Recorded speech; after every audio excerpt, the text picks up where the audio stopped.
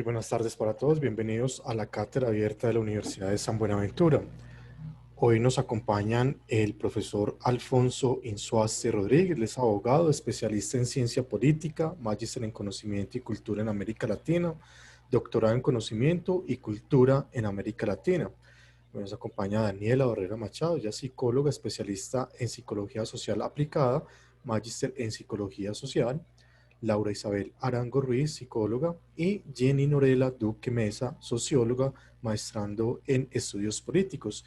El tema que nos comparten esta tarde está titulado Conflicto Urbano-Rural, disputa por los territorios. Sean bienvenidos a la Cátedra Abierta de la Universidad de San Buenaventura. Bien, primero agradecerle al profe por la invitación y por el espacio. La idea es venimos ya de una serie, una secuencia, esta es la tercera, de socialización o compartir investigaciones que venimos desarrollando al interior de cada una de las líneas del grupo de investigación JITPAD del CIDE en la Universidad de San Buenaventura. Hoy cerramos lo que convertimos el espacio de cátedra abierta a lo que denominamos ciclo o encuentro JITPAD, que fueron 3 jornadas en las que socializamos nuestros avances. Hoy le corresponde a la línea de construcción del sujeto político y queremos acercarnos a generar algunas reflexiones de los proyectos y procesos de investigación e incluso invitarlos e invitarlas para que en la medida en que ustedes vean la posibilidad se puedan articular como proceso de formación personal y también como parte de tal vez de sus trabajos de grado. Entonces vamos a hacer una presentación inicial. Les voy a mostrar dentro del grupo lo que hemos ido logrando constituir para adentrarnos ya luego a cada uno de los ejes que vamos a desarrollar en el día de hoy. Voy a subir una presentación rápida que quiero compartirles. Bien, lo que logramos hacer dentro del grupo JITPAD y en especial dentro de la línea es una suerte de acción-incidente, es decir, cómo lograr desde la investigación incidir en la transformación de las problemáticas a las que nos acercamos y de la mano con las comunidades.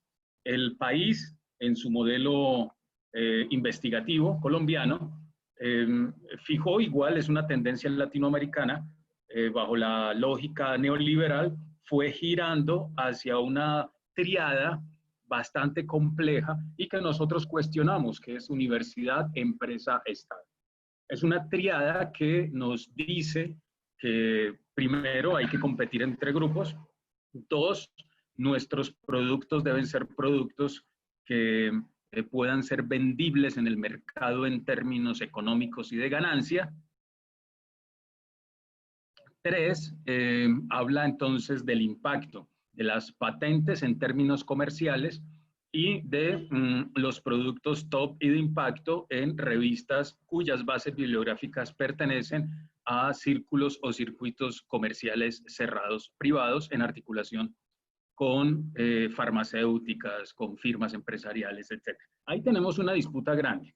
Pero, ¿qué hicimos nosotros? Nos centramos, partiendo también del pensamiento y la filosofía franciscana y del trabajo que venimos realizando con comunidades, en hacer en fortalecer otra articulación, que es universidad, comunidades, territorio. La universidad debe estar en sintonía con las comunidades y las comunidades tejen en lugares geográficos territorialidades. Y eso es importante identificarlo porque por lo general en las dinámicas del desarrollo y de la imposición de modelos esto se olvida, de la existencia de comunidades ancladas a sitios geográficos, territorios, y eso lo entendemos como territorialidades. Y esto ahora juega un papel de primera importancia cuando hablamos de construcción de paz. Entonces, esa triada es la que nosotros como grupo de investigación hemos venido fortaleciendo y reflexionando en términos generales. Esa dinámica de universidad, comunidad, territorio nos permite a nosotros ubicar, una suerte de proceso o procedimiento que para nosotros es importante. Uno, nos acercamos a los contextos donde nosotros mismos vivimos, donde que nosotros mismos podemos estar articulados de una u otra manera. Eso implica que yo me comprenda como sujeto. Entonces, es una ubicación también del investigador. La investigación a través de proyectos, la comunicación de la investigación para nosotros es vital y es muy importante, porque no solo se trata de comunicar la investigación a través del tradicional libro, aunque no lo es necesario, del libro de resultados de investigación y de las revistas, indexadas, sino que también tenemos que girar hacia otras formas comunicativas, porque si estamos en articulación con comunidades y territorios, necesitamos acercar, por ejemplo, lo multimedial, aprender, porque nosotros también pertenecemos a otra lógica de acercarnos a la realidad, de cómo comunicar la investigación a través del video corto, del documental si se quiere, hasta de un meme que nos acerque a la necesidad de saber más sobre un tema determinado. Y eso nos permite a nosotros construir redes. Las redes van en dos sentidos: redes de conocimiento que constituyen comunidades académicas y redes con las organizaciones sociales. En un todo son comunidades académicas. Sin comunidades académicas lo que hacemos no tiene sentido. ¿Investigar para qué? Es nuestra pregunta constante. Si no hay comunidades académicas que incluyen construcción de conocimiento y comunidades reales, tejido social en territorios específicos, nuestras investigaciones carecen de sentido.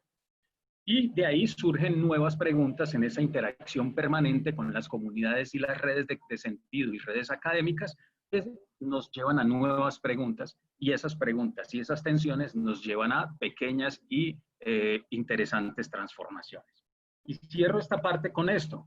Nuestra metodología implicará entonces investigar, formar, no solo educar, formar, que implica lo político, cómo me pongo, cómo me ubico, cómo me relaciono frente a las realidades tan duras que estamos viviendo en el país y en Latinoamérica, movilizar conocimiento, movilizar la necesidad de conocer y movilizar acciones transformadoras. Y la incidencia, que implicará también generar transformaciones en el entorno en varios niveles. En temas políticos, en temas de política pública, en temas de normatividad, pero también en temas de organización social para mejor vivir en los territorios. Con esta entrada, entonces ahora damos la palabra, vamos a mirar algunos de nuestros proyectos en este contexto que les estoy presentando, a mirar algunos de nuestros proyectos que venimos realizando. Empezaríamos con Daniela Barrera, quien nos va a hablar de barreras psicosociales para la paz.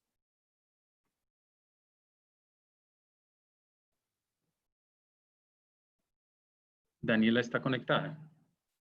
Sí, estaba aquí hablando con el micrófono silenciado, qué pena. Bueno, muy buenos días a todos y todas. Como lo decía Alfonso, todas estas apuestas, claridades metodológicas que se han ido ganando han dado lugar también a unos proyectos concretos que han ido avanzando en el desarrollo de los años y que nos han conducido por unas líneas específicas. Dentro de la línea general del grupo, uno de los proyectos que venimos trabajando es el de barreras psicosociales para la paz, que es un macroproyecto que se viene desarrollando desde el 2016 y que es diverso. Yo hoy quiero presentarles un poco unos resultados dentro de una preocupación concreta dentro del proyecto, pero el proyecto es más amplio y tiene otros elementos, entonces procederé a presentar estos avances en esta preocupación concreta. Una de las preguntas fuertes que nos ha surgido en el proyecto es en torno a la forma en que, gracias a este marco cultural y a este marco histórico que hemos vivido de manera compartida, la forma en que nos relacionamos con la diferencia política, porque eso provee unos elementos en términos de cultura política que pueden, o bien, posibilitar la existencia de una democracia real, o por otra parte, obturar su existencia, ¿cierto? Y es un elemento clave en la cultura para la paz. En ese sentido, una de las preguntas que ha surgido en el proyecto de barreras psicosociales es sobre la vivencia de la diferencia política, y esto en diferentes contextos, uno de ellos en el contexto familiar. Entonces, ahora, para quienes no conocen tal vez este concepto de barreras psicosociales, las barreras psicosociales son un conjunto de narrativas del pasado, creencias sociales, emociones políticas que construimos la ciudadanía en general en torno a la paz, el conflicto armado, incluso los actores en el escenario político, la democracia, la movilización social, ¿cierto? Un conjunto de repertorios psicosociales que construimos nosotros y nosotras y que pueden o facilitar la construcción de la paz y de la democracia o bloquearla, ¿cierto? Dentro de estas barreras se tiene un papel fundamental en la construcción de identidades, es decir, no solamente construimos una idea sobre lo que es la paz, sobre lo que es el conflicto, sino también sobre lo que nosotros somos y sobre lo que otros son. Esto suena muy enredado ahorita, pero va a ganar claridad en unos minutos. ¿Qué sucede? ¿Qué hemos encontrado? En función de la forma en que construimos esas identidades sobre lo que yo soy y lo que nosotros somos, nos relacionamos con las demás personas, ¿cierto?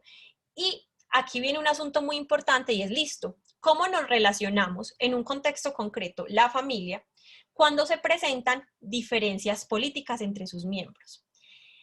Tomamos la familia como un microsistema, considerando que en ella se replican las dinámicas, se actualizan, se reviven, se configuran las dinámicas del macrosistema. Entonces, las prácticas que encontremos en la familia pueden a su vez ser un reflejo de lo que se encuentra a nivel macrosocial.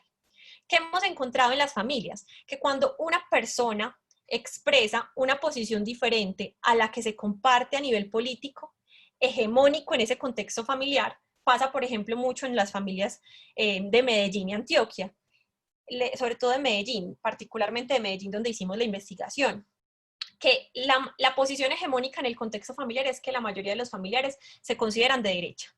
Entonces, aquellos que no son de derecha usualmente reciben una serie de castigos, como el recibimiento de etiquetas ideológicas y calificativos peyorativos. Entonces, usted es mamerto, castrochavista, todo esto con un tono despectivo.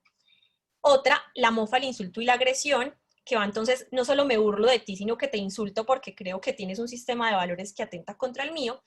Y el pacto de silencio o falso acuerdo, es otro de las prácticas que se dan.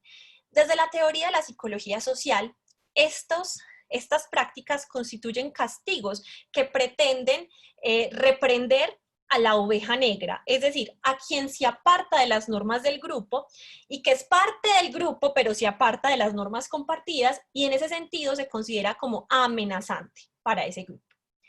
Nos interesó mucho esto y a partir de ello comenzamos a profundizar y dijimos, listo, este que se vive en la familia, ¿qué relación tiene con el contexto cultural más amplio?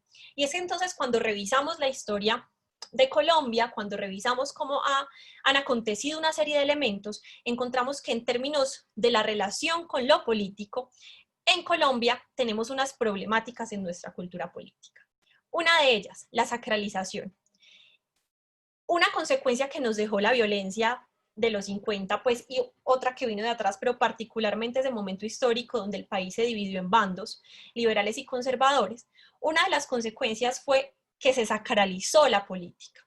Entonces, casi que esa relación entre religión y política, que por ejemplo era muy explícita desde la propuesta del Partido Conservador de la época, pero también el asumir no solamente esa relación institucional entre religión y política, sino también asumir mi posición como una verdad absoluta y endiosar a ciertos líderes que comparten esas posiciones, llevó a que esa política, nuestra relación con la política deviniera sacralizada y a pesar de que ya pues esa confrontación bipartidista aparentemente no está bien explícita, sí encontramos todavía que esta dinámica cultural se mantiene.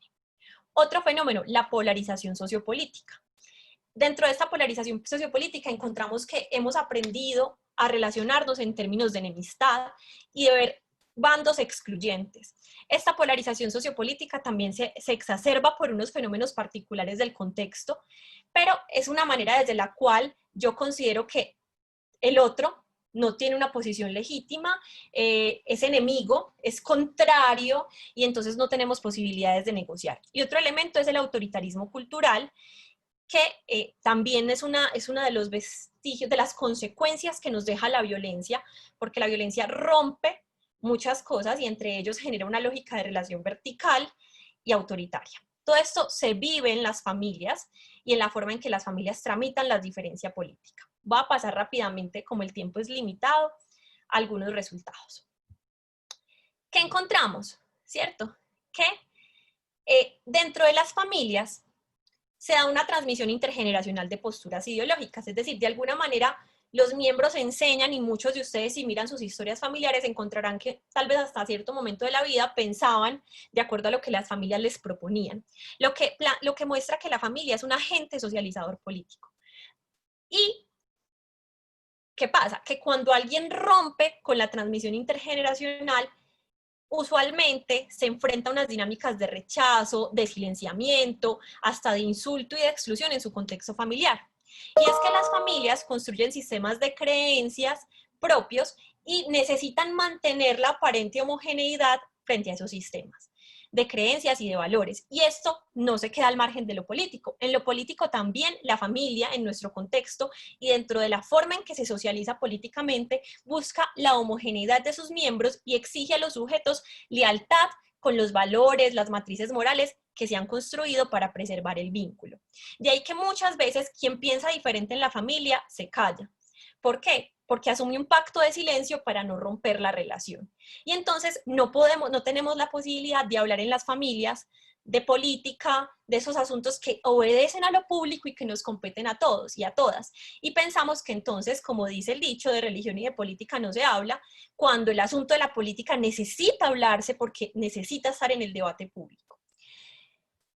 A esto asuma el marco cultural, como les decía ahorita. En nuestro contexto antioqueño, hay dos instituciones que están cargadas de muchísimo valor, familia e iglesia. Y la familia está por allá sacralizada también y se cree que es una entidad homogénea.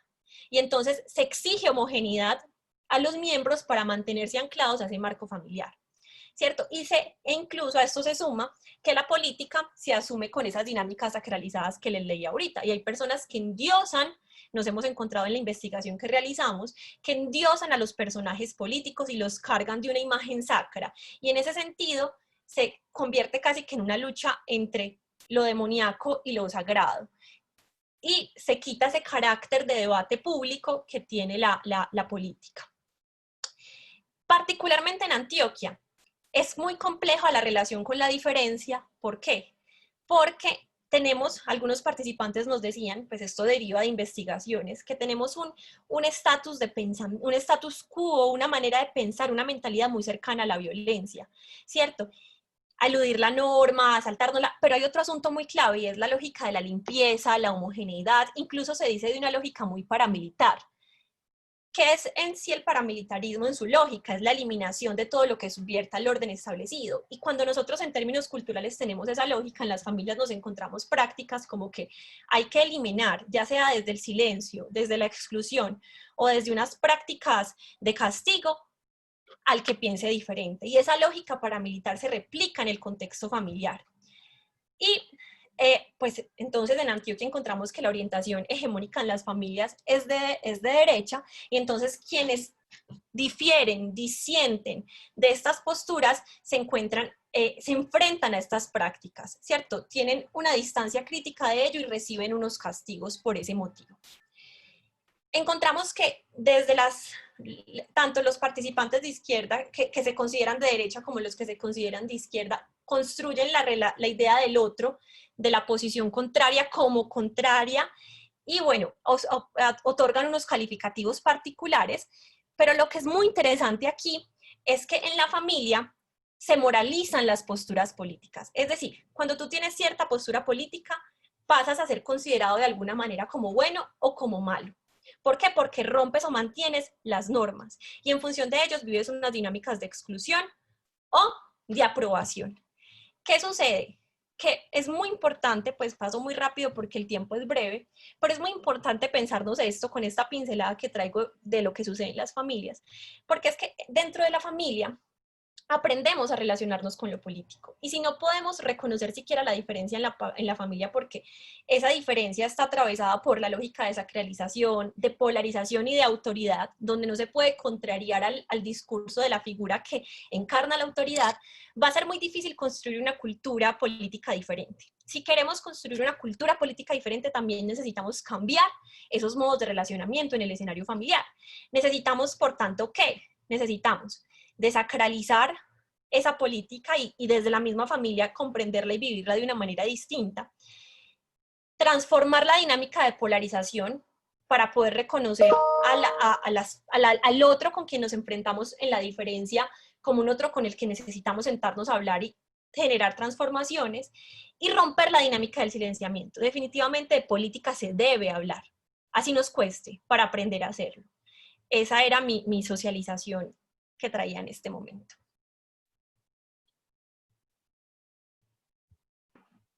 Bien, Daniela, muchas gracias claro, el tiempo lo tenemos, esto es un abrebocas, esto es unas pinceladas para que quienes nos escuchan se animen.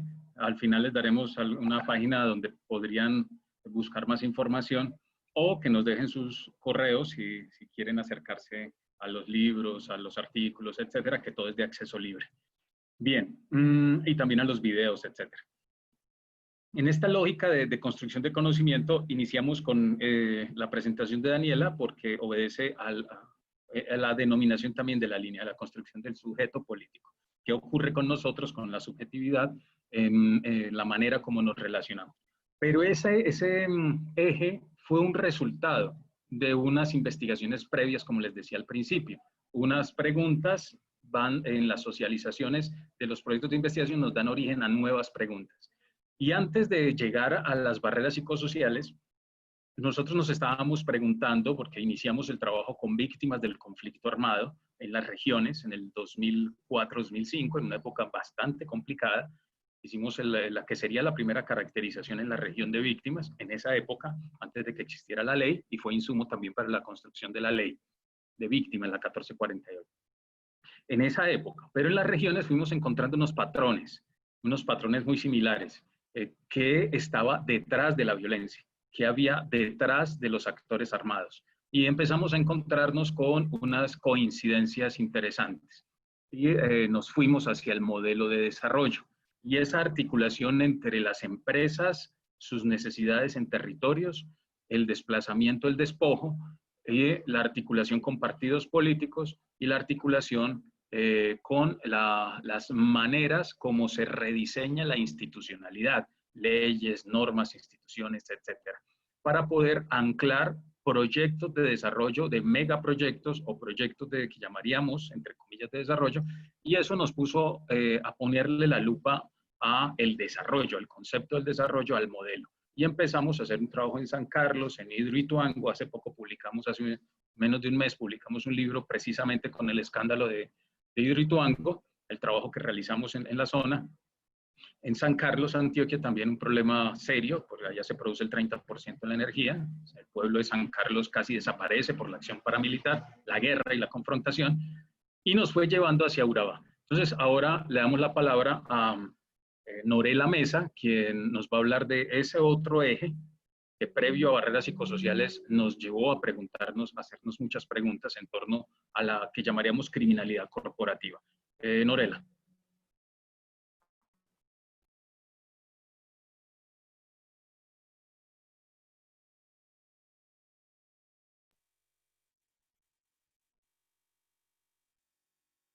Micrófono, Norela.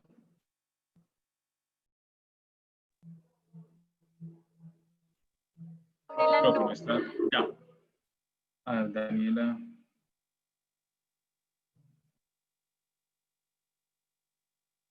Dale. No se escucha, Norela.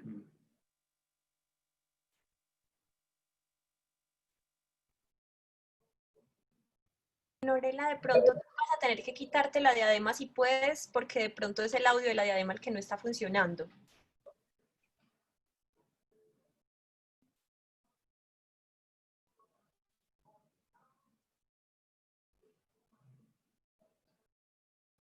ahora tienes el micrófono silenciado. Ábrelo y miremos si sí.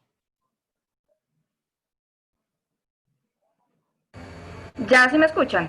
Sí. Perfecto, fuerte y claro. Listo, entonces voy a compartir por acá la presentación.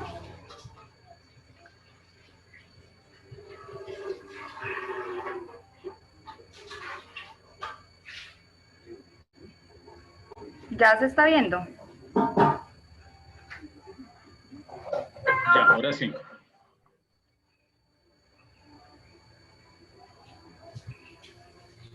Bueno, entonces, como les decía Alfonso, mi nombre es Norela Mesa, hago parte de Cavilando como integrante y como investigadora, y específicamente lo que voy a presentarles es brevemente algunos avances a los que hemos llegado con eso que comentaba Alfonso, esa relación entre empresas, Estado y criminalidad, y que nosotros decidimos llamar criminalidad corporativa, específicamente en el Urabá antioqueño. Obviamente entonces centrándonos en esa relación que hay entre la tierra, la violencia y la política, como manifestaciones de criminalidad corporativa. Teníamos en el proyecto un objetivo macro, ¿cierto? Que era analizar las implicaciones y el impacto jurídico, político, ambiental y económico y territorial que están asociados al modelo de desarrollo que se ha implementado en Antioquia y que finalmente también es un modelo que es a nivel nacional. Y particularmente teniendo en cuenta el escenario en que nos vemos inmersos a partir de los acuerdos de paz. Es decir, nos centramos también en esas dinámicas dentro de esos procesos de construcción de paz territorial. Dentro de la estrategia metodológica estamos, como el proyecto es de largo aliento realmente porque es complejo el análisis, vamos en una primera fase, que en primer lugar estamos haciendo análisis documental y lo que nos ha dado como los primeros hallazgos, que es la revisión y análisis de bases de datos catastrales rurales, pero en este momento específicamente del Urabá antioqueño, aunque no de todos los municipios, y ahorita más adelante les digo en cuáles nos hemos concentrado.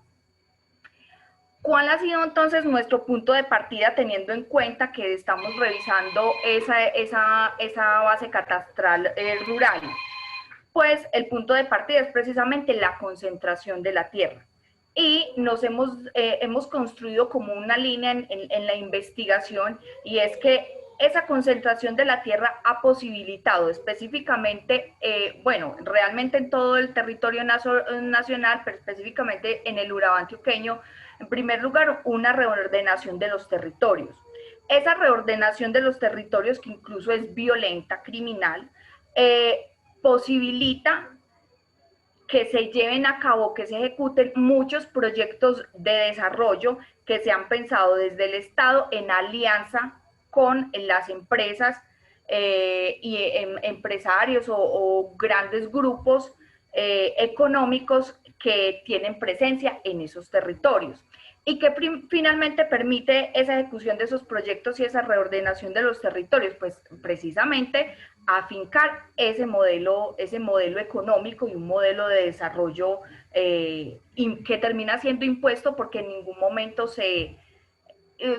sucede similar a como se ha dado lo que se ha investigado en el caso urbano. O sea, no se consulta con las comunidades, simplemente se interviene, se expulsa y no se dan acciones concretas o no se reconocen las formas de vida, las formas económicas de esas comunidades y en este caso particular de las comunidades campesinas que han habitado esos territorios.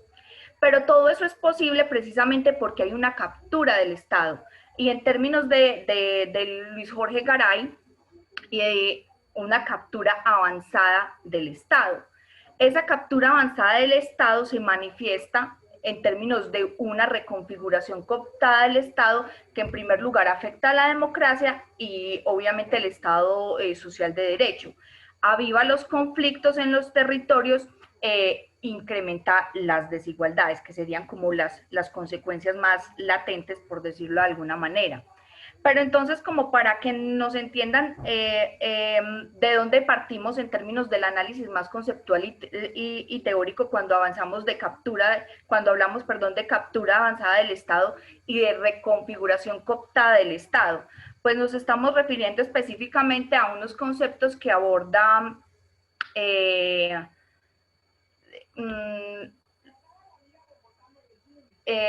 León Beltrán en uno de sus textos, en el que él habla precisamente de cómo se da esa, o por qué terminan las estructuras criminales aliadas con sectores políticos.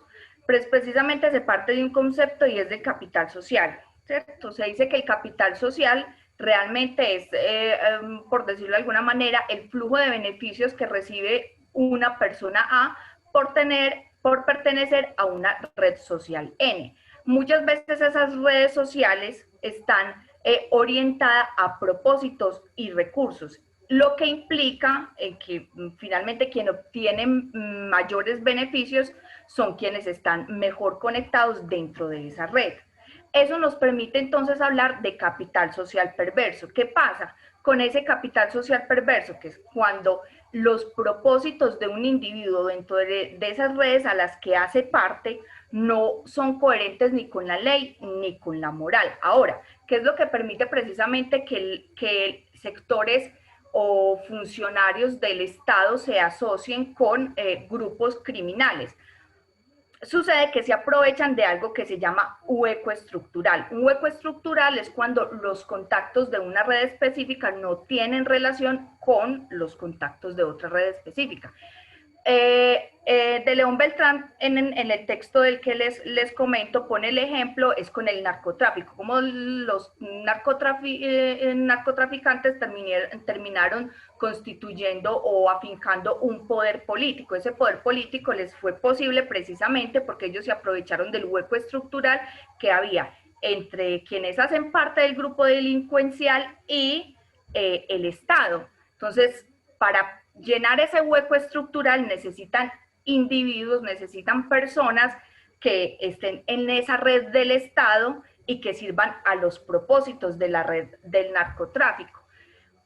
Cuando logran encontrar esos individuos, funcionarios públicos, pero también empresarios, ahí se llena ese hueco estructural y en lugar de llamarlo un capital social, pues se convierte en ese capital social perverso del que habla de León Beltrán. Y eso es lo que ha sucedido precisamente con casos como los de la corrupción, la parapolítica, e incluso lo que sucede en los territorios cuando es necesario llevar a cabo proyectos, pero en los que el Estado por sí solo no es capaz de imponerlo, sino que necesita aliarse con empresarios en términos económicos para satisfacer beneficios muy, muy específicos de esos grupos y que tienen que valerse también de las redes criminales, de los grupos delincuenciales para poder a través de la violencia llevar a cabo los proyectos, porque por otra vía ellos consideran que no les es posible hacer porque termina siendo una imposición. Entonces, ese concepto es clave en el análisis que hemos venido realizando, ese concepto de capital social perverso. Pero también recuerden que les hablaba de la reconfiguración del Estado. Cuando hay un capital social perverso donde criminales, empresarios y Estado están relacionados, pues eso permite reconfigurar o capturar el Estado. Luis Jorge Garay, por ejemplo, y Eduardo Salcedo Albarán definen la reconfiguración cooptada del Estado por niveles. Para que haya esa reconfiguración, primero se necesita una captura del Estado, que es cuando colusiona un agente regulador, que es decir, un funcionario público de la institucionalidad, y una empresa o una industria. Hasta ahí todo muy, muy claro. Pero esa colusión, recordemos que debe darse en términos de esa gestión de capital social, es decir, que la colusión permita que se obtengan beneficios y se gestionen recursos. Ahora, cuando se da la captura avanzada del Estado, que es lo que ya se conoce como cooptación, es cuando ya esa colusión entre agente regulador y institucionalidad se ve también interferida por agentes sociales y grupos ilegales que tienen esa capacidad de ejercer violencia. Y de la captura avanzada del Estado a la reconfiguración cooptada del Estado, pues hay un solo paso, porque cuando hay una alianza entre un agente social, un grupo ilegal y un grupo ilegal, esos agentes sociales, recordemos, son empresas y agentes reguladores, pues entonces lo que viene es a lo que mencionaba Alfonso en un inicio, modificar el ordenamiento jurídico para que les sea mucho más factible moverse en los distintos contextos donde ejercen su presencia, donde centran sus intereses. Entonces dice, cuando la interacción social se origina por el interés de agentes con funciones públicas, se da la cooptación orientada a la manipulación de las reglas de juego. Manipular las reglas de juego es precisamente intentar cambiar ese ordenamiento jurídico, las normas, las reglas, los procedimientos. ¿Cuáles son las características de esa reconfiguración cooptada del Estado? Entonces participan individuos, grupos sociales legales e ilegales. Los beneficios que se persiguen pueden ser de carácter económico, pero también de carácter penal, e incluso también perseguir objetivos en términos de una legitimación social.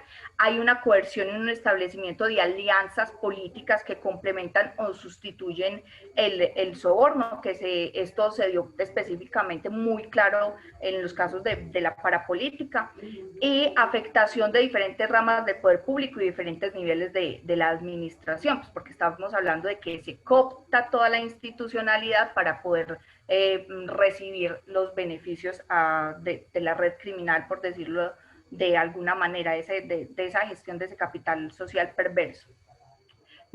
Por cuestiones de tiempo, me voy a saltar un poco esta definición que hacen Garay y Salcedo Albarrán de la reconfiguración cooptada del Estado, porque de una u otra manera ya le he dicho. ¿Cuáles serían entonces los efectos estructurales? Les decía también ahora, funcionamiento democráticas, la legitimidad de las leyes es cuestionada y eso se da mucho, incluso cuando hablamos de los famosos micos a las normas, hay una influencia en la formulación de normas y en la conformación de las instituciones que entonces también tiende a ser cuestionada. Y digamos que dentro de esos efectos estructurales, pero ya más en términos de lo que se ve en los territorios, el efecto más visible o la afectación a las personas que viven en los territorios tiene que ver entonces con esa concentración de la tierra, y aquí es donde vienen nuestros hallazgos. Con base en el análisis de la información catastral rural que hemos analizado, revisando solamente, y es bueno tener en cuenta esta aclaración, solamente hemos revisado los derechos de propiedad de personas con el 100% del derecho, ¿cierto? Que hemos hallado que el 13.4% del territorio del Urabá antioqueño está en manos del 0.1% de la población del territorio, lo que significa que el 100% del territorio se concentraría solo en el 0.8% de la población. Esto es un análisis solo para el Urabá antioqueño. Nos podemos imaginar en otras regiones y a nivel Colombia cómo pueden incluso llegar a ser las cifras.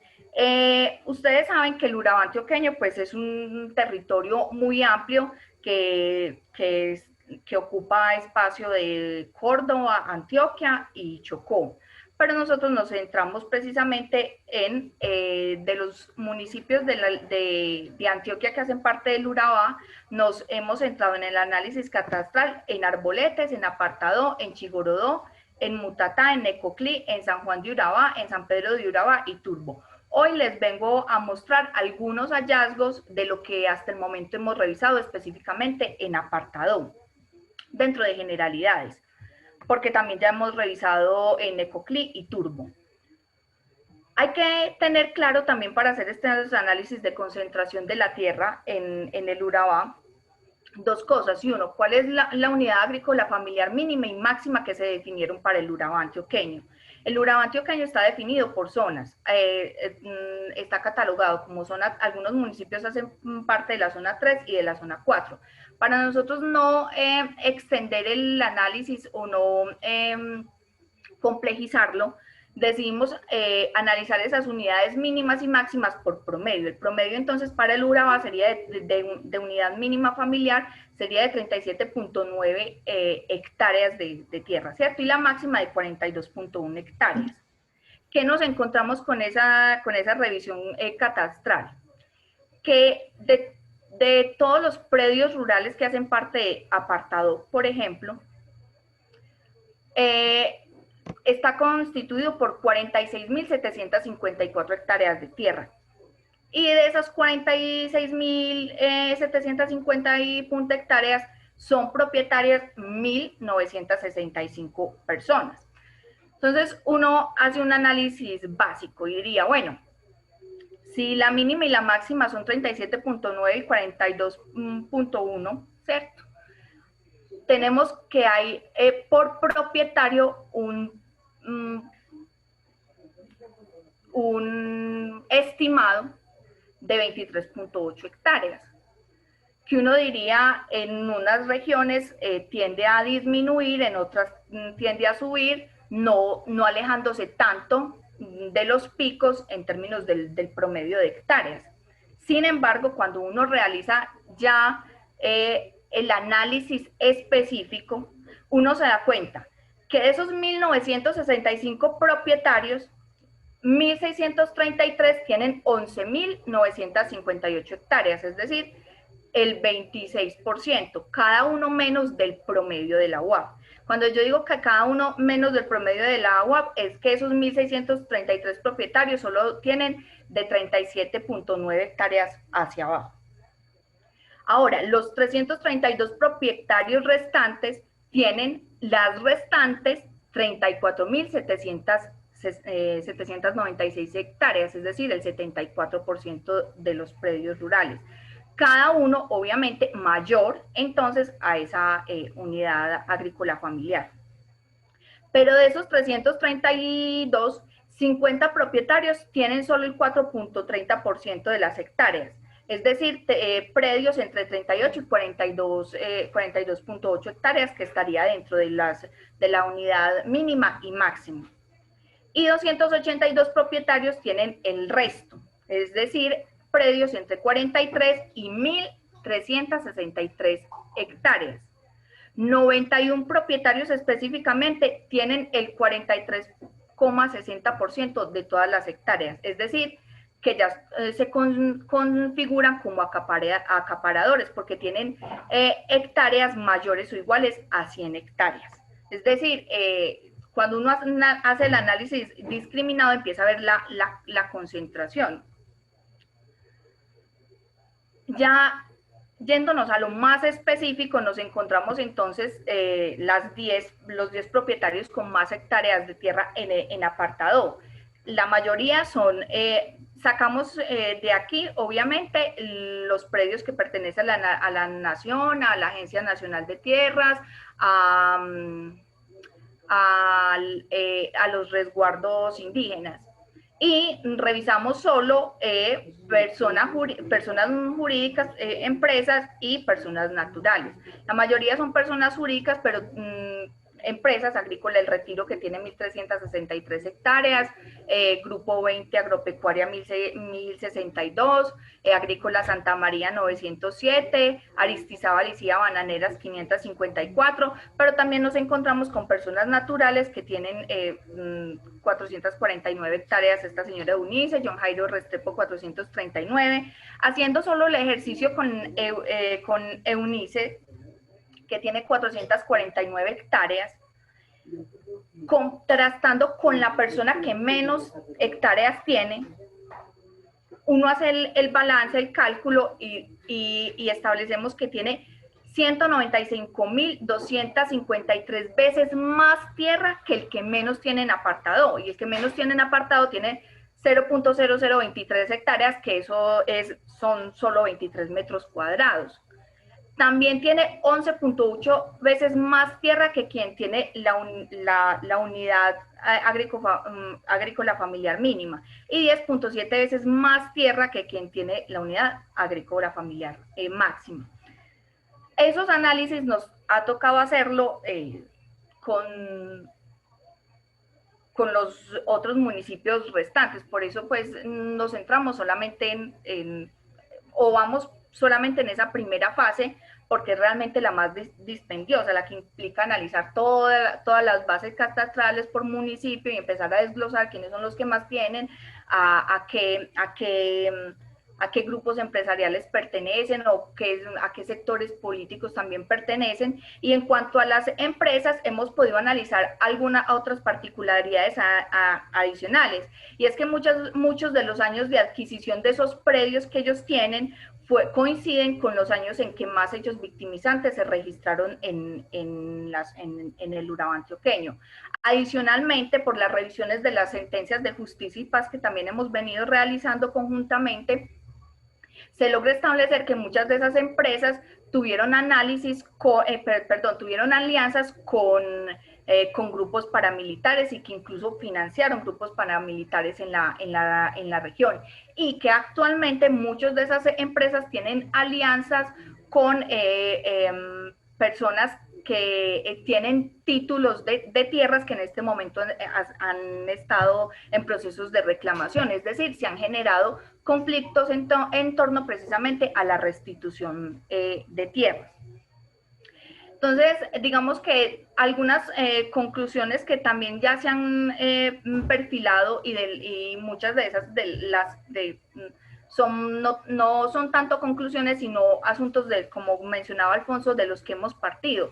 Es que se ha impuesto un modelo económico criminal en esos territorios, y que esa imposición se ha posibilitado precisamente porque se han vinculado sectores empresariales, mafias, grupos militares legales e ilegales, políticos, que logran hacer esa captura del Estado que les decimos, esa captura avanzada del Estado, y configura una suerte de paraestado territorial. Esa captura del Estado aún pervive, de hecho tiende a agudizarse. Adicionalmente, pues no solo se reordena el territorio de manera violenta, sino que se impone un relato y unas formas relacionales que afectan la democracia real en esos territorios específicos. No solo se hiperacumula tierra, como les mostramos en ese pequeño esbozo, por decirlo de alguna manera, sino que también se acumula poder y se constituyen sectores empresariales y alianzas que van definiendo de facto todo lo que tiene que ver con la planeación institucional, los planes de desarrollo en esos territorios, y obviamente imponen las condiciones sin tener en cuenta las personas que históricamente los han ocupado. Obviamente eso también implica que desconocen la economía y la vida campesina, y que eso da incluso pie a otra intervención en la que se hablará de otras formas de economía posibles. En unión con lo que les mencionaba con este punto de la hiperacumulación de tierra, pues está que las alianzas criminales aún hoy en día siguen ejerciendo y trazan ese futuro territorial de los municipios, específicamente pues en el caso del Urabá antioqueño es muy latente, como lo hemos venido analizando, y eso impone también unas barreras a la hora de construir paz territorial. Adicionalmente, que como cambian las reglas de juego en esa cooptación del Estado, pues también se gestionan leyes para detener los avances en términos de derechos, se oponen a la restitución de tierras, incluso a que se lleven a cabo las sentencias que se han realizado, que jueces ya han determinado para que devuelvan tierras, y que en esos territorios hoy día siguen perviviendo el control de grupos armados ilegales, que son pues herederos del paramilitarismo. Eso por el momento, eso es todo, pero como les digo, es solo una pequeña parte de todo ese análisis que venimos realizando, que estamos solo en la primera fase por la cantidad de información que implica pues hacer todo el análisis. Lorela, muchas gracias. Es una presentación muy precisa. Es cierto, es mucha más la información y lo que venimos adelantando y avanzando. De esto saldrá una publicación el próximo año. Esperamos, me imagino, finalizando el semestre, poderla tener lista, que va a dar unos datos que son bastante delicados, pero que nos van a fortalecer la hipótesis e incluso avanzar un poco más en esa hipótesis de la creación del paramilitarismo, que siempre se ha dicho fue para combatir las guerrillas, pero parece ser que es en realidad un instrumento para el posicionamiento de un proyecto, un gran proyecto empresarial y paraempresarial. Entonces, ahí está la ruta de construcción de fortalecimiento de la hipótesis. Importante resaltar el rediseño institucional, esa captura del Estado que hasta Oxfam lo ha venido advirtiendo en Latinoamérica y en Colombia es todavía más preocupante, la captura institucional del Estado en nosotros por una suerte de articulaciones tipo mafia entre políticos, entre empresarios y criminales. En este caso, ejércitos paramilitares que hacen el ejercicio territorial y el tránsito de la tenencia de la tierra. En el coeficiente de Gini, Urabá casi que se acerca al 1, 0 a 1. Recuerden que 1 es que una persona tiene absolutamente toda la tierra. Lo que acaba de decir Norela es muy preocupante. El caso Colombia es de los más que más profundiza el tema de la tenencia y la acumulación de la tierra, y no solamente de la tierra, sino del capital. Aquí ya no se habla de ricos, sino de súper ricos y súper ricos. Recuerden los dos últimos libros de Garay, que hace el estudio a profundidad. Y resaltar lo que habla Norela de ese capital social perverso, que se articula con lo que Daniela Barrera expuso hace poco. Cómo se configuran las subjetividades, cómo se configuran esas barreras. ¿A qué sociedad le beneficia que se constituyan esas barreras y que se generen los dispositivos para que pensemos como pensemos? Eso es lo que permite que un modelo como el que estamos describiendo se afinque y que se llene ese hueco o vacío estructural del que está hablando Norela. Y eso es importante ponerle mucha más atención para poder hablar de las barreras para la construcción de país y la construcción de Estado y la barrera para la democracia. Entonces ahí tenemos unos retos. Esa investigación nos llevó al tema urbano, porque ese modelo de despojo no solamente está en el campo, aunque nos dedicamos mucho tiempo, varios años, a trabajar el tema de Hidroituango, el tema de San Carlos, el tema de Urabá, y compararlo con otras regiones. De ahí surgió una red de afectados por el desarrollo. Pero todo nos llevó a la ciudad. La ciudad es la que concentra a todos los desplazados. Hay una suerte de crecimiento urbano dado de manera popular, se va creciendo. Pero ahora hay unas fuertes inversiones para sacarle mayor dinero al valor del suelo. Y ahí vuelven y aparecen las mismas empresas, los mismos empresarios, las mismas asociaciones. Por ejemplo, la conexión del puerto implicará varias obras que deben hacerse, sean necesarias o no, pero deben hacerse para el proyecto empresarial. Y eso va a implicar, ya está implicando, que se expulsen muchas comunidades que habitan territorios, y por eso le damos la entrada entonces. También en este grupo de investigación hemos tenido jóvenes investigadores, jóvenes que han venido ejerciendo su tarea formativa y que hoy, por ejemplo, Daniela hizo parte de ese equipo en ese entonces, ahora es docente e investigadora, y Laura, que ahora nos acompaña, nos va a hablar, ya terminó ya su labor como joven investigadora, es psicóloga, y nos va a hablar de el fenómeno urbano de la expulsión y la acumulación también.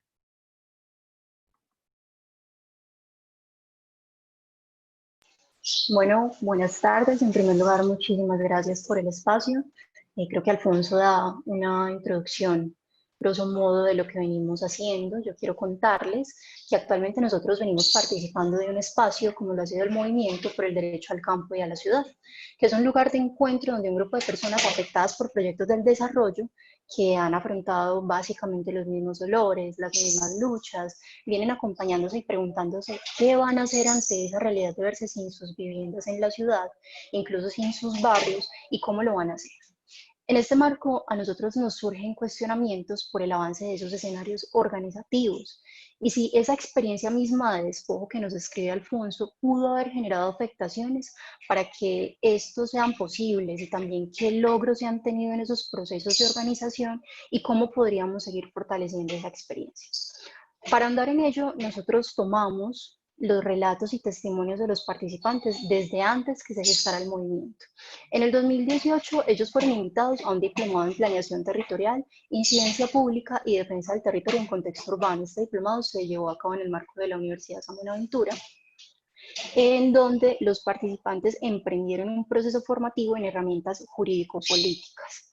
A partir del diplomado se generaron espacios de grupos focales donde se les preguntó inicialmente por esa experiencia de despojo. Y cuando este diplomado finalizó, las comunidades tomaron por sí mismas la decisión de continuar con los encuentros. Poco a poco comenzaron a denominarse como movimiento y emprendieron algunas acciones de participación como lo fueron un espacio de congreso que se realizó en el 2019 y una audiencia pública posterior donde estuvieron conversando con la administración municipal y las instituciones encargadas de la ejecución de los proyectos, presentándoles sus problemáticas y haciendo ciertas denuncias y propuestas. Cuando digo acá proyectos, son proyectos muy cercanos, Puente de la Madre Laura, todo lo que se ha dado con respecto al tranvía en Barrio San Luis, lo que ha ocurrido en La Paralela, todos estos megaproyectos que vamos viendo como transformación de la fisionomía urbana actualmente. Esos tres momentos, el diplomado, el congreso y la audiencia, en esos tres momentos, nos dimos a la tarea de tomar nota de los testimonios, además enriquecidos con el acompañamiento a su trayectoria organizativa, de donde pudimos identificar los hallazgos de esta investigación. De manera que nuestro objetivo principal fue identificar las afectaciones organizativas a las que se han visto enfrentadas las comunidades víctimas de despojo por proyectos del desarrollo, actualmente pertenecientes al movimiento por el derecho al campo y la ciudad. Pero además eso tenía también un propósito de trasfondo y es el continuar haciendo visibles sus problemáticas, describiendo la incidencia del despojo de los territorios en sus proyectos de vida personales y colectivos. Y aquí vamos a empezar a ver que hay una serie de afectaciones a nivel psicosocial que se están dando en los contextos de esas personas que son despojadas. Y queríamos ver si esa trayectoria, esos relatos tomados en distintos momentos, nos permitían visualizar algo más en esos procesos de organización. Pero si bien en un principio el objetivo era identificar esas afectaciones organizativas, nos dimos cuenta, además, en ese acompañamiento que se daba al movimiento y a través de la revisión teórica, que no era posible dejar de lado una categoría emergente de acciones organizativas, que nos permitieron reconocer que a pesar de esas experiencias que afectan el desarrollo de la organización comunitaria, también es posible identificar acciones que apuntan al fortalecimiento de los espacios de participación, fomentando la organización y la movilización social. Tomamos como afectaciones organizativas para que tengamos un marco todas aquellas acciones que pusieran en riesgo el desarrollo de los liderazgos y que impidieran ejercer a los sujetos su capacidad en la toma de decisiones, intercambiar saberes, discutir e interactuar con otros y otras, así como generar oportunidades para conocer, negociar, demandar y gestionar con los gobiernos locales y centrales u otro tipo de organizaciones en busca de soluciones a problemas de carácter social, cultural, económico, político y productivo, todas ellas características que nos señala el Instituto de Formación Permanente como propias de la organización comunitaria. Y es que, ¿por qué es importante preguntarnos por estas afectaciones? Resulta que, como ahorita también nos mencionaba un poco Alfonso, en la medida en que esta problemática va impactando cada vez con mayor fuerza a la población, porque las condiciones actuales de crecimiento urbano se han hecho notorias. Incluso las Naciones Unidas nos están advirtiendo desde el 2018 que el 55% de las personas del mundo viven en ciudades y estiman que para el 2050 ese porcentaje puede aumentar un 13%, lo que se traduce en que cerca de 2.500 millones de personas adicionales van a estar viviendo en las ciudades. Y nos dicen que si se quiere lograr un desarrollo sostenible con el paso del tiempo, es prioridad que haya una gestión apropiada del crecimiento urbano, sobre todo en países de ingresos medios y bajos. Quienes afirman serán los que lideren ese proceso de urbanización. Y esto se da particularmente por los procesos que hay de personas que se desplazan también del campo hacia la ciudad. Es por eso que es importante que los gobiernos comiencen a emprender políticas que mejoren la calidad de vida de los habitantes de las zonas urbanas. Y ahí vale la pena preguntarnos, ¿cuál es el papel que estamos ocupando nosotros como comunidades en dicha gestión del crecimiento urbano? ¿Será que las ciudades están siendo un escenario propicio para favorecer la construcción de sujetos políticos que puedan incidir en esa tarea de desarrollo sostenible? ¿Podría hablarse actualmente de un desarrollo sostenible o qué tipo de desarrollo es el que está siendo promovido por las instituciones y los gobiernos? Existe en este proceso de urbanización un proceso que vaya de la mano de las comunidades y desde dónde y para quién se están gestando las ciudades. Revisando entonces experiencias de otros lugares, experiencias de ciudades de Argentina, Chile, España, Río de Janeiro, incluso Italia, que se recogen de una forma muy interesante en un libro que escriben Aricó Mancilla y Scancheri, que se llama Mierda de Ciudad. Ellos nos dicen que las ciudades actualmente están siendo gestadas desde un modelo neoliberal, que lo que busca es favorecer la revitalización de esos barrios céntricos o periféricos que han sido populares o de zonas antiguas industriales para convertirlos en espacio de negocio, implicando consecuencias sociales que se traducen en que reformar esos espacios, volver bonitos esos espacios, sea expulsar a quienes los habitan. Desde esta lógica se quiere presentar una idea de ciudad que aparentemente es armónica, pacífica, y esto sirve como un modo de especulación inmobiliaria que es muy atractivo para el turismo, que es muy atractivo para el comercio, para ciertos sectores sociales, pero que lo que termina generando consecuencias de mercantilización, gentrificación, así como de control de cualquier práctica relacional en los espacios que se revitalizan. Este modelo además ha sido pensado desde la institucionalidad sin ser concertado, construido con las comunidades. En lugar de percibir los beneficios que supuestamente podrían tener estos espacios que son renovados, terminan siendo afectadas de múltiples maneras con la ejecución de estos proyectos, puesto que se ha ido generando un reordenamiento arbitrario urbano, que ha dejado como consecuencia una dinámica de expropiación de los suelos para la construcción de estos macroproyectos que vulneran los derechos de los moradores que han habitado tradicionalmente los sectores. Ahora, antes de iniciar presentándoles algunas de las afectaciones que hemos encontrado en este tiempo debido a este fenómeno en nuestro contexto, yo quisiera invitarlos a hacer un pequeño ejercicio. Y es que creo que eso nos ayuda a poner los hallazgos en términos más cercanos, porque quiero que lo comprendamos desde nuestra realidad, desde la realidad de esta ciudad que habitamos. Y es que quiero que piensen por un momento en ese lugar donde ustedes habitan, su casa, sea propia, arrendada o el espacio donde residen de forma temporal por cualquier motivo. ¿Qué significa ese lugar para ustedes? Supongamos que un día llega cualquier tipo de entidad pública, privada, notificándoles que en el espacio donde está ubicada su vivienda van a realizar una obra, un proyecto que va a beneficiar a la ciudad en materia de movilidad, infraestructura o servicios de cualquier tipo, un proyecto que va a quedar ahí muy bonito, que va a beneficiar a todos, que va a volver a la ciudad muchísimo más habitable. ¿Qué pensarían o qué sentirían ustedes? Porque justo ese ha sido el panorama de muchas familias que han perdido sus casas debido a la ejecución de diferentes proyectos que se han llevado a cabo en la ciudad. Pero a pesar de esas afectaciones que derivan de ese modelo neoliberal, que justo está basado en extender la racionalidad del mercado y el consumo a todos los ámbitos de la vida, y en este caso a las formas de habitar y de vivir el territorio y de relacionarse con los espacios, las comunidades han venido buscando formas de resistencia y de avanzar en esos procesos organizativos, porque justo les llega esta situación, no estamos preparados para ello, no tenemos procesos de fortalecimiento organizativo con nuestros vecinos, nos encontramos con una cantidad de afectaciones, entonces nos vemos en la necesidad de organizarnos. Creo que un poco eso es lo que ha venido ocurriendo. Entonces, lo que vamos entendiendo es que ese proceso organizativo no ha sido fácil, porque la misma situación de despojo, de tener que desprenderse de su modo de vida, del lugar que habitaron por años, de sus vecinos, de sus amigos y hasta en ocasiones de sus ingresos o de su patrimonio, porque muchos de nosotros tenemos actividades comerciales en nuestra casa, podemos tener una tienda, podemos tener un ingreso extra con un arriendo, y esto ha generado también afectaciones a nivel comunitario. Entonces, en primer lugar, mostrando esos resultados, esos hallazgos que hemos tenido, agrupamos esos relatos en una matriz categorial que nos arrojaron unas afectaciones organizativas por parte de las comunidades.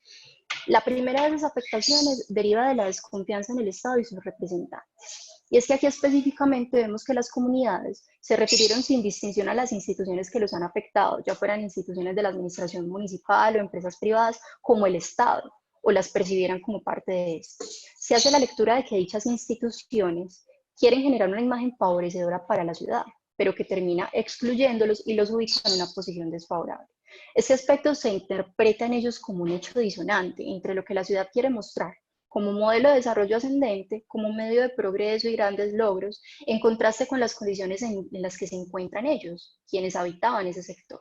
porque muchos señalan cómo las obras del desarrollo han generado condiciones positivas para ciertos grupos sociales a costa de sus afectaciones, hecho por el que expresan sentirse engañados, abandonados por la institucionalidad, lo que se traduce en una desconfianza generalizada hacia esta y su quehacer, y que termina además reforzando cierta desesperanza en los actores sociales e influyendo en la percepción de que nada se puede hacer para incidir y cambiar esta condición.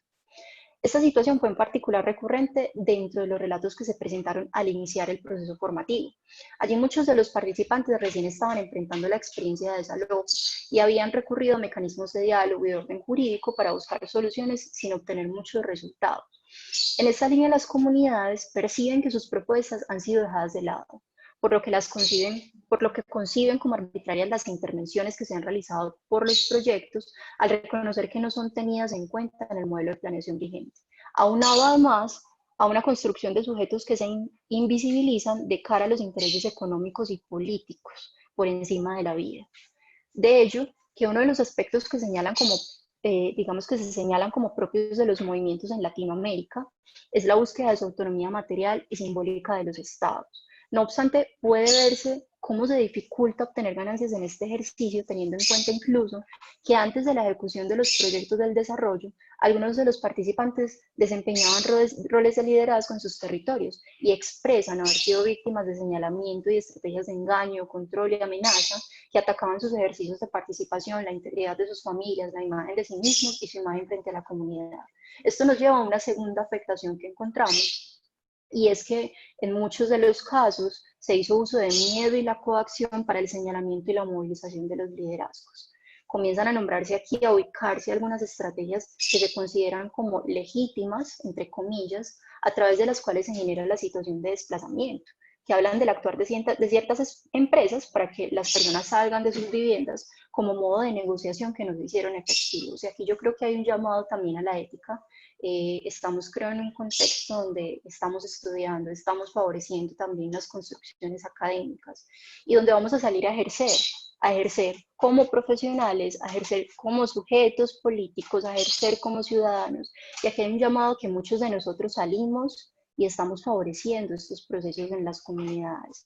Estamos siendo aliados estratégicos de las empresas para ir a socializar los proyectos y a negociar para que las comunidades salgan. Y no cuestionamos a veces nuestra labor como profesionales. Yo creo que ahí también es clave, y hago este pequeño paréntesis, que cuando entremos o cuando ingresemos al mundo laboral podamos también ser muy críticos frente a estas intervenciones. Ante ello, las personas nombran emociones de rabia y de dolor y un sentimiento de impotencia al ver que pese a la constante reclamación de sus derechos, sus representantes no responden y no generan condiciones óptimas para la vida.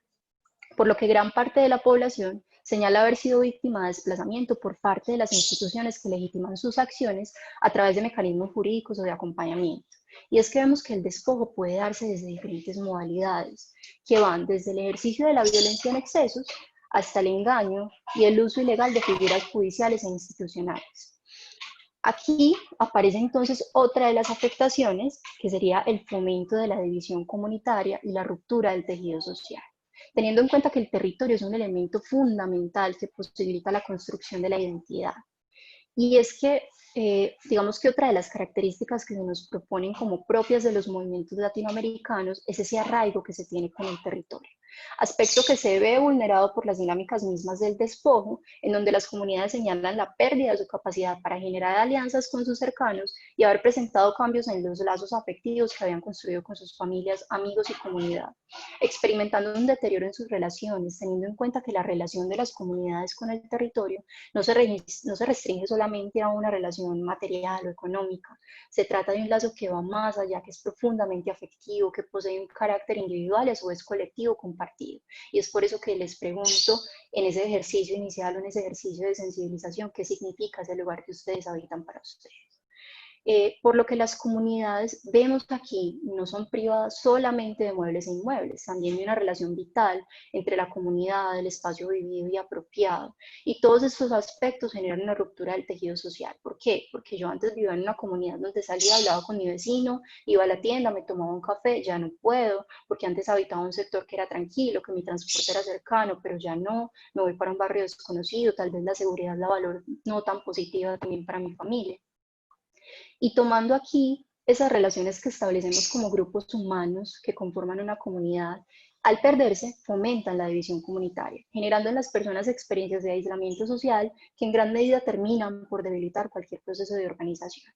Porque el tejido social aumenta esas posibilidades de generar acciones, alianzas, unión, esa solidaridad que nos expresamos como grupo. Básicamente, el tejido social aumenta la posibilidad de organizarnos. Y se observan los relatos cómo se pierde ese sentido de aquello que se construyó con otros y otras en un espacio determinado.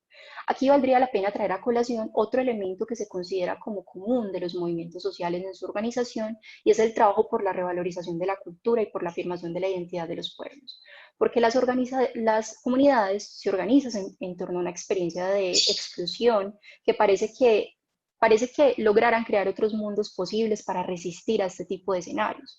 Pero al hablar de comunidades que han perdido esos aspectos fundamentales en la construcción de su identidad y en su relación con el territorio, es difícil pensar que esos otros mundos posibles sean creados, pues al ser despojados de esos territorios los somete a ser excluidos de aquellos escenarios que habían construido con sus familias y con sus comunidades en un espacio común.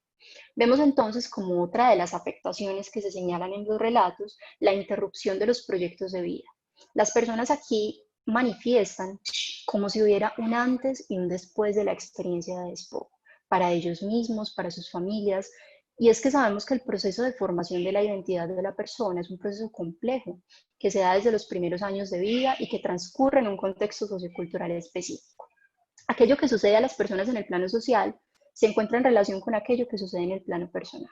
De modo que cuando se presentan situaciones de oposición, contradicción o conflicto en el entorno, esto se refleja en las motivaciones y planes específicos, lo que puede afectar la coherencia y la consistencia de los proyectos de vida y viceversa.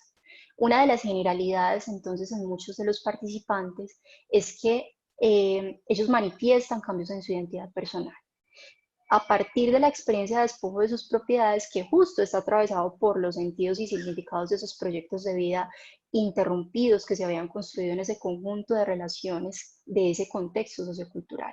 De manera que estas afectaciones en el proyecto de vida personal no pueden menos que afectar aspectos de la formación de proyectos de vida colectivos. Cuando no ocurre este modo de construcción conjunta, cuando se interrumpe esa experiencia personal y social, las elaboraciones de los proyectos de vida a nivel del individuo y del grupo quedan sometidos a la espontaneidad. Es como si no dependiera de ellos mismos, imposibilitando la identificación de metas vitales, valoraciones y aspiraciones comunes que vemos que son fundamentales para esos procesos de organización comunitaria. Estos hechos parecieran traducirse en el impedimento de construcción de alternativas posibles. Aquí los participantes expresan cambios en su modo de pensar, en su comportamiento, su autoestima la comienzan a percibir como desfavorable en comparación a cómo eran antes de los hechos, lo que afecta su relación consigo mismos, con las personas cercanas, dificulta su visión de futuro, el establecimiento de metas y objetivos, influyendo en la capacidad de orientar proyectos de vida, pero también proyectos de vida personales, pero también proyectos de vida colectivos. Los participantes hablan de un estado de parálisis en el que pareciera perderse cualquier posibilidad de acción. A esto, Juan David Villa, por ejemplo, en el marco del conflicto armado, lo nombra como un estado de postración, un estado donde estamos, postrados, la misma palabra nos lo dice, donde pensamos que no hay posibilidades de acción, donde pensamos que lo hemos perdido todo. Se expresan dificultades de convivencia al interior del grupo familiar, señalando problemáticas que antes no se hacían presentes en la relación con su pareja y con sus hijos. Otro elemento de cambio deriva de las formas en las que se tramitan emociones como la rabia, el dolor, el resentimiento. Se describen sensaciones de malestar físico y emocional, y aquí algunos de los participantes hacen explícito tener padecimientos físicos y psicológicos que han deteriorado su calidad de vida luego de la experiencia de pérdida, sumado a señalar la experiencia de habitar un entorno desconocido como un factor de riesgo para la seguridad y el desarrollo de sus familias. Incluso algunos participantes experimentan situaciones similares al duelo, que deviene en todo lo perdido. En algunos casos se manifiesta incluso que esos duelos se traducen en muertes reales al interior de su familia, cuyas causas se ubican en aspectos de orden psicosomático que se desataron a raíz de la experiencia de despojo. Para otros, la experiencia ha desatado una pérdida de su sentido vital, que se ha traducido en apatía y hasta en conductas suicidas o en ideación suicida. Otros señalan haber perdido el patrimonio que habían obtenido a partir de su proyecto económico, que se traduce en pérdidas materiales, pues algunos de ellos, como les mencionaba, tenían sus negocios en el barrio o en la vivienda, de la cual fueron desalojados, quedando en incertidumbre sobre cómo satisfacer sus necesidades básicas. De igual manera, quienes llegaron a acuerdos de venta de vivienda con las instituciones expresan haber tenido demoras en los pagos o valores bajos en el avalúo de los predios, por lo que las condiciones actuales son desfavorables con respecto a las características de su vivienda actual. Bueno, eso por el marco de las afectaciones organizativas, pero yo no quisiera, sé que el tiempo es corto, no quisiera terminar la exposición solo con las afectaciones, porque creo que el camino que han venido recorriendo también ha sido de acciones organizativas, también ha sido de un llamado a la resistencia, de un llamado a la participación, de un llamado a la formación. Justamente estas son acciones que han sobresalido dentro de esas acciones que han tenido a raíz de la experiencia de despojo, con el propósito de hacer visible esa problemática. Ellos vienen solicitando respuesta a las instituciones, ellos vienen por todos los medios exigiendo medidas claras para el mejoramiento de sus condiciones como un acto de resistencia ante la solicitud de desalojo que les llega tanto a ellos como a personas que están tal vez próximas a estar desalojadas, porque vemos que esta es una problemática que continúa. Ahorita tenemos el proyecto Tranvía de la 80, que también posiblemente va a generar este tipo de problemáticas si no logramos tomar conciencia, si no logramos también generar una agenda y unas acciones como comunidad que nos protejan como moradores. Resulta que la falta de respuesta por parte de la institucionalidad ha hecho que con el tiempo para ellos se convierta en una prioridad el comenzar a formarse, para adquirir herramientas jurídicas y argumentos teóricos que apoyen el debate en los espacios de movilización y en los espacios de diálogo que se establecen con los funcionarios públicos, lo cual para algunos se ha traducido en adquirir conocimiento con el objetivo de ubicarse en una relación de horizontalidad con quienes asumen esa posición de poder y adquirir argumentos para hacer contrapeso a ese discurso hegemónico. Lo anterior se lee como una acción que ha posibilitado el fortalecimiento de los procesos organizativos de los participantes, teniendo en cuenta como un aspecto en común de los movimientos sociales, como lo es la capacidad de formar sus propios intelectuales, lo que les ha permitido construir posturas críticas frente a su ejercicio como ciudadanos, sus derechos como moradores, las figuras legales que los protegen, el accionar del Estado, y les ha posibilitado adquirir conciencia de sus propias afectaciones y de la necesidad de organizarse como colectivo para ser escuchados por los distintos sectores.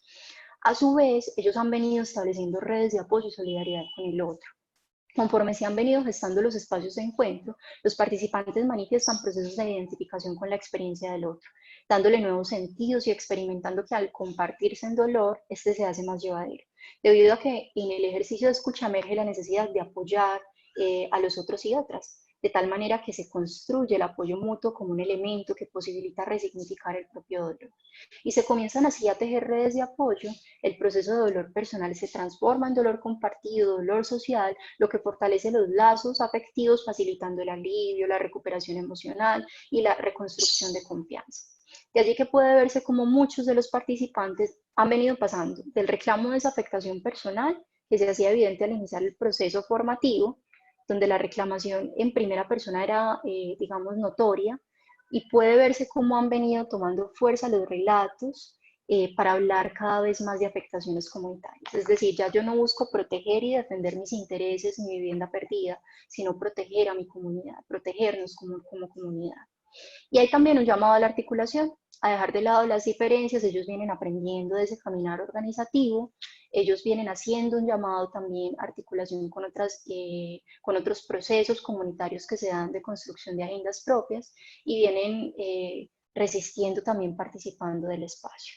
Creo que es clave aquí, o por lo menos quería dejarles un poco, sensibilizarnos frente a esta experiencia, que es una experiencia real de ciudad, contarles un poco en qué va el proceso del movimiento, invitarlos también, si a ustedes les interesa la problemática, acompañarlos en los espacios, y también que tengamos un ejercicio crítico como profesionales, porque las comunidades vienen caminando también en un ejercicio de participación que creo será clave justamente para que cuestionemos el modelo de desarrollo que hoy impera. Muchísimas gracias. Laura, muchas gracias por la presentación, muy clara. Es cierto, tenemos una limitante con el tiempo, entonces nos falta el compañero José, pero vamos a ser muy cortos. Quiero resaltar la conexión entre los tres momentos de las presentaciones, los tres proyectos, realmente son pinceladas, y evidenciar el modelo, qué tipo de sujeto se construye, qué tipo de subjetividades se van construyendo para que ese vacío estructural generado se vaya llenando de personas que no alcanzan a ver y a dimensionar la gravedad de los asuntos y juzgan desde fuera el movimiento social y el reclamo justo de derechos de las comunidades. El caso de Urabá que se expuso, la hiperacumulación de las tierras, cuando un campesino reclama una tierra es inmediatamente señalado porque es una persona vividora. El vivo vive del bobo. Y entonces el campesino que reclama tierras, entonces siempre será visto con sospecha. Cuando el empresario es cuestionado, inmediatamente aparecen figuras como la buena fe sabida. Por favor, ¿cómo se les ocurre señalar al empresario la buena fe sabida? Eso hace parte de las barreras psicosociales, no adentrarnos, sino de una vez juzgar para eliminar la posibilidad del debate y la discusión, y moralizar para evitar la confrontación. Una casa en la ciudad, solo pongo dos ejemplos, que puede estar evaluada en 300, 400 millones, que el INSVIMED me pague 50 millones por ella es un daño. Naciones Unidas muy bien cuando me lo pagan. Y Naciones Unidas muy bien lo ha dicho, cuando se va a sacar a una comunidad, la idea es evitar el despojo y evitar mover a las comunidades. Si ya es imposible no moverlas, es dejarlas en iguales o mejores condiciones, no dejarlas en peores condiciones. Si yo, como INSVIMED y como Estado, en el mejor de los casos, le digo a una persona cuyo avalúo supera los 100, los 200 millones y le voy a pagar 50, pues no le voy a dejar las mismas condiciones, es imposible. Ahí quién es el vivo y quién es el bobo. Y las comunidades reclaman, y al reclamar se convierten en objetivo de persecución. Lo mismo pasó en el barrio San Luis por las afectaciones del tranvía, unas afectaciones no previstas por una empresa española que puso unos explosivos para la construcción de un tramo del tranvía, y esas explosiones fueron mal calculadas según el estudio que hizo posterior la Universidad Nacional. Tienen una responsabilidad. Destruyeron un barrio completo, generaron averías, sacaron a las comunidades y no les pagaron lo justo. Aún hoy siguen en esa disputa. ¿Quién es el vivo y quién es el bobo? Y la empresa española nunca respondió. Se le tiró la responsabilidad al metro, y el metro al municipio, el municipio al metro, y el metro a la empresa, y así se han ido años. Llevan 10 años en esa pelea.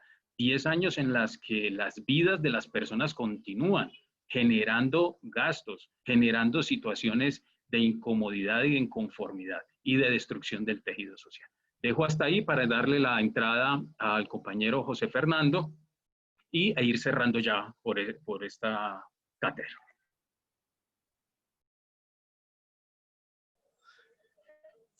Muchas gracias, Alfonso. Yo quisiera recalcar los tres momentos porque son vitales para la comprensión de estos problemas que se presentan justamente en razón al desarrollo. El modelo del desarrollo, de alguna manera, lo que busca, lo que quiere y lo que desea es ganancias. Y las ganancias muchas veces se resuelven de manera menos imaginada. Es decir, casi siempre cuando se construye una mega obra o una pequeña obra en cualquier lugar del país, sea en la zona rural o sea en la zona urbana, siempre exige ganancias. ¿Cuáles ganancias? Las que va a derivar la compañía que construye la mega obra, tal como una hidroeléctrica. Es decir, lo que va a generar son cientos de miles de millones de ganancias. El asunto es cuánto de eso se le devuelve a las comunidades, cuánto de ese dinero se le retribuye a quien le toca dejar su territorio para que efectivamente allí se construya una obra que se supone que es de interés social o interés general. Si usted se pusiera a pensar, que es lo que normalmente debería ser cada ciudadano, ¿cuánto dinero se supone que vale mi tierrita antes de que se haga la obra y después de que se haga la obra?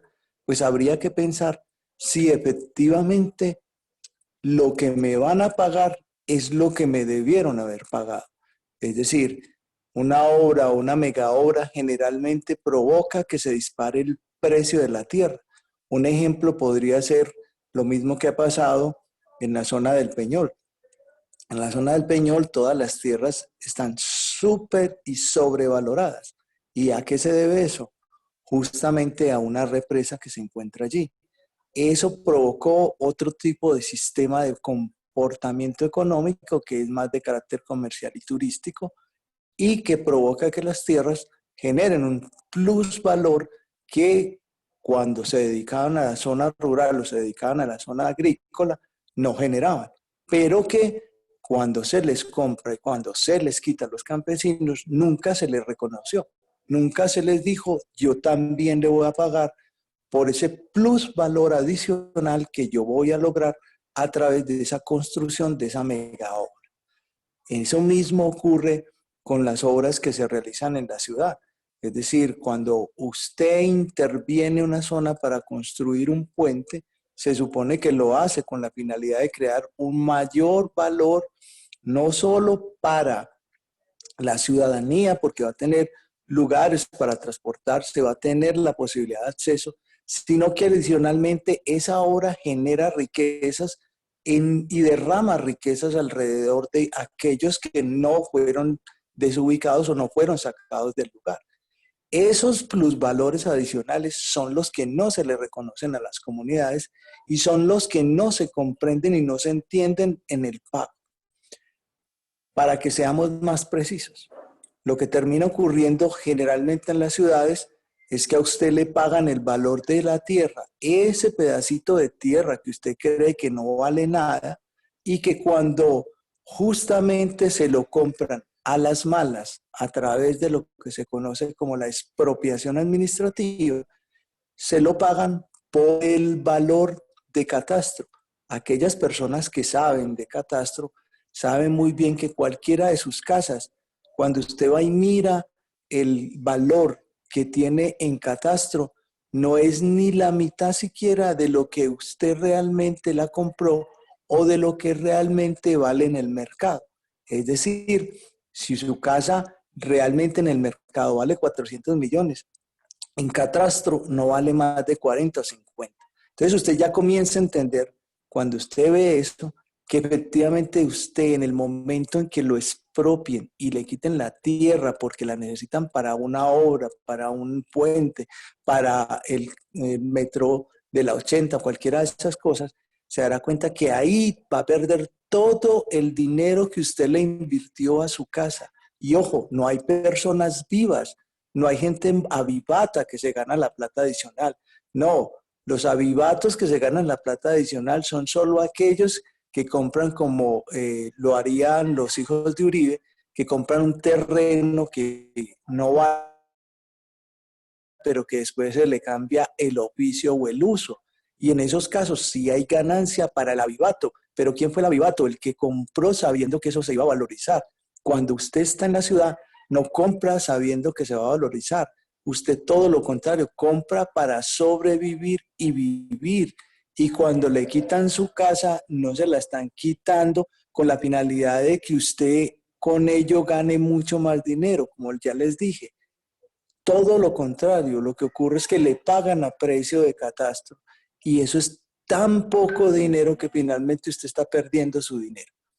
Por eso es bueno que ustedes entiendan con claridades que esto no es un asunto sencillo. Ahora, hay una serie de normas que se han venido construyendo a través de los asuntos de moradores, la participación ciudadana, la posibilidad que usted tiene que a través de los derechos de petición o la posibilidad de que se junte en comunidad y se junte como movimiento social en búsqueda de no de generarse ganancias, sino de generarse pagos efectivamente justos. La gente no está pidiendo que le den miles de millones por su tierra. Están pidiendo que le devuelvan lo mismo que le van a quitar. Si a usted le quitan 50 metros cuadrados, pues devuélvale 50 metros cuadrados. Pero lo que termina ocurriendo es que le quitan 500, 600 metros cuadrados y lo meten en un cuartico de 32 metros cuadrados. Eso no es justo. Eso es a lo que nos referimos cuando hablamos de que no hay justicia.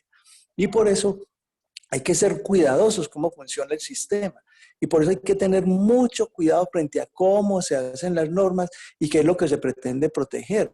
Es más, solamente en lo que se refiere a categorías, que es lo que termina ocurriendo cuando uno trata de identificar los daños, como ocurre cuando efectivamente una persona no solo pierde su casa, sino que pierde su territorio, pierde sus amigos, pierden la comunidad que tenía. Eso es una pérdida que no se valora. Pero a eso se suma que generalmente nos dan otra serie de herramientas jurídicas que ni siquiera las comunidades entienden, como por ejemplo el concepto de morador, que no sabemos qué significa realmente, que lo trajeron traído de Brasil, pero que finalmente ninguna persona se identifica como morador, se identifica como quien vive en el hogar. Yo vivo en mi hogar, esta es mi casa, este es mi hogar, pero no vivo en mi morada, ¿cierto? Si fuera así, pues lo entenderíamos mejor. Y eso hace que finalmente la gente no alcance a entender que está perdiendo es su vida y su hogar, y como pierde eso, entonces lo pierde todo. Pero la gente como cree que están hablando de moradores, están hablando de otra cosa, que no significa realmente lo que en el fondo tiene que ser el hogar o mi casa.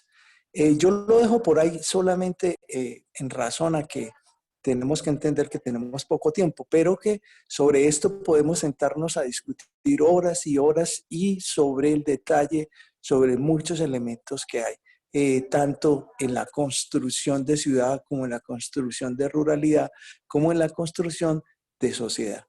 Muchas gracias, queridos compañeros.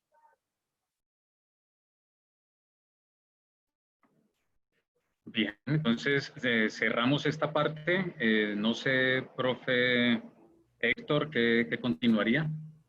Bueno, abrimos entonces un momentico el espacio. Si alguien tiene alguna pregunta, algún comentario para nuestros participantes y para hacer el cierre de la cátedra abierta. Mientras tanto, quiero recordarles que ya con esta cátedra finalizamos todo el proceso del año 2020. Ya la programación del próximo año 2021 estará disponible en el mes de marzo para estar pendientes a ello. Todavía no sabemos bien cómo ir a hacer el proceso, si continuamos virtual o habrá alguna manera o algo presencial. En su momento estaremos informando. Entonces agradecemos a todos su participación. Pedimos excusas de pronto por las molestias que durante este año hayamos podido causar. Tratamos de hacer un buen trabajo con toda la responsabilidad, cumpliendo a cada uno de los ponentes, a ustedes, con la cátedra abierta. Quiero extender el agradecimiento también a cada uno de los ponentes nacionales, internacionales, locales que nos quisieron acompañar y al grupo que estuvo detrás de Cátedra Abierta con todo este proceso, especialmente el equipo CIDE, de quien recibimos todo el apoyo. Profesor Alfonso, muchas gracias entonces por su presentación, a su equipo de trabajo. Entonces damos cierre a la Cátedra Abierta del año 2020. Un feliz resto de año para todos y un venturoso año 2021. Éxitos. Profe David, muchas gracias. Muchísimas gracias. O sea, profe, que estén muy bien todos.